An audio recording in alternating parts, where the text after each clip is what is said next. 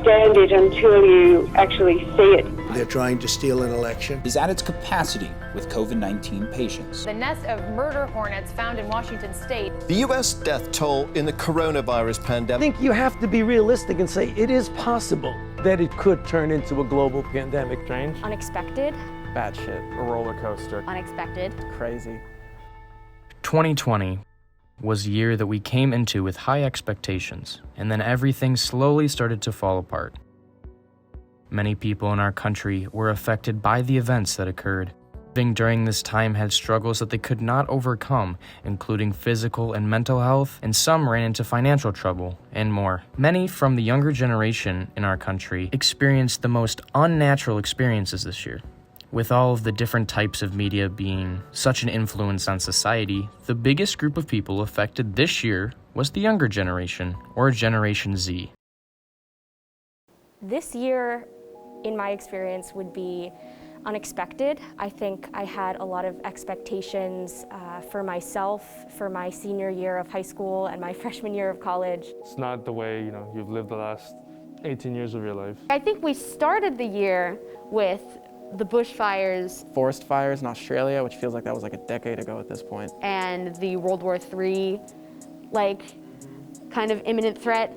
If Iran does anything that they shouldn't be doing, they're going to be suffering the consequences. I think that just kind of fizzled out. I didn't hear anything about it after that. We start hearing about this coronavirus from China, and we're like, oh, it's not going to come here. Give it 2 weeks, then it's like, oh, we get news that people are starting to get cases in the US, and we're like, all right, we're going to get a 2-week break for spring break instead of 1 week. And that just kind of threw absolutely everything off. And then lots of racial tension with the police. Fires are still burning on the south side of Minneapolis after protesters took to the streets. And this wild election. They're trying to steal an election. They're trying to rig an election.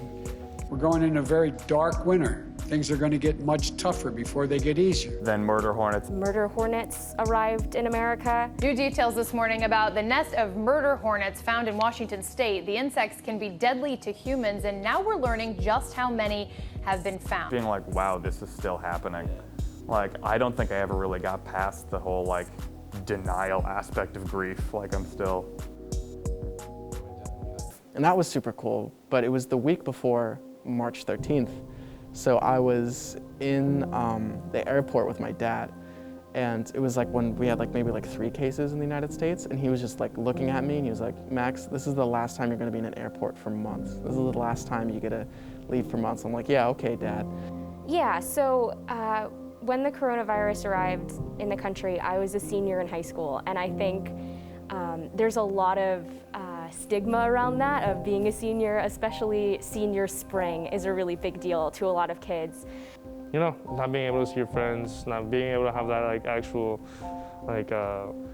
physical connection and stuff, the social distance stuff is has really taken a toll on me personally. Not a big fan, but we do what we have to.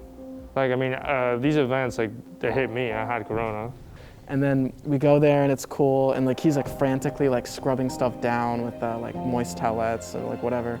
And then we get back, and the whole week in school, I'm like, man, I wish I could just be in college. And then I guess they heard my prayer, because that Friday they're like, we're not having school today. I felt kind of numbed out, at least in the months that Corona was really in its stride. It is more in its stride now than it was back in March or April, but just in that kind of very isolated space, because even in my house, I was spending a lot of time in my room, schoolwork and not schoolwork. And because of the pandemic, obviously, I was in drama club in high school. Our show was canceled. The prom was canceled. Our graduation was more or less canceled. So yeah, everything that was kind of supposed to happen for the seniors in the high school class of 2020, at least, was just canceled. With their generation experiencing so many hardships throughout the year, many of their experiences were taken away. The normal that we all knew was gone. On top of that, nobody experienced these unusual circumstances. If you can't be around other people, how are you gonna make friends, That was probably the biggest fear I had coming in, especially with such a different culture, I guess. I think learning how to prioritize those things going forward is going to be a big deal of realizing like, oh, well, there are some things that we can do online. And I've heard kids in younger generations saying like, well, snow days are never going to be a thing again because now we have to do everything online.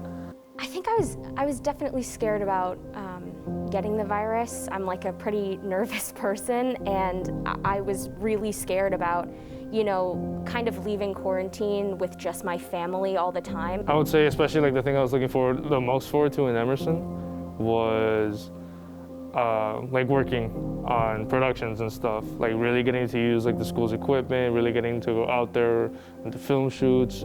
That's what I wanted to do. That's why I decided to come here. And I've spent a semester not being able to do that. Making friends was definitely a lot harder. There was no more of these, you know, specifically in orientation, there's usually a lot of things where you go in person and you hang out with other kids and you meet them and then you're like, oh, let's go hang out later. There was none of that. It was all kind of over Zoom, and even if you did feel like a connection with this person and you thought that you would get along, it was so much harder to see them. This is also my first time living in a big city. I'm not from an urban area. The first time since I was a little kid that I'm going to school outside my hometown. Are people going to like me? Am I going to be accepted? It's so weird to say that now because it's like, no one cares. Our world and society is constantly changing. With advancements in technology, science, and art, the future will be different. The new normal now may be the regular normal in the future. With the help of programs like Zoom and more virtual activities, our society can adapt and change for the better, and we can learn how to grow from this and look towards a brighter future for everyone. Oh, you know what I would tell myself in the beginning of the school year? Find a job, because all the job opportunities happen in the first 2 weeks. And I mean, I didn't know that. Just let it happen. Like let it kind of like everything that's gonna happen like in college and like everything that you're gonna see and do and all the people you're gonna meet, just like don't resist any of it, just like let it like crash over you. Like I'd probably just tell past Brian to keep his chin up, you know. Hold out a little hope that it wasn't gonna be that bad. I mean, I'd probably just say like, what you're doing right now is fine, and I know that's sort of what everyone's saying, but I think especially with like a specialty school like Emerson, there's a lot of imposter syndrome that goes around with students. I would tell myself that it gets easier, it gets better.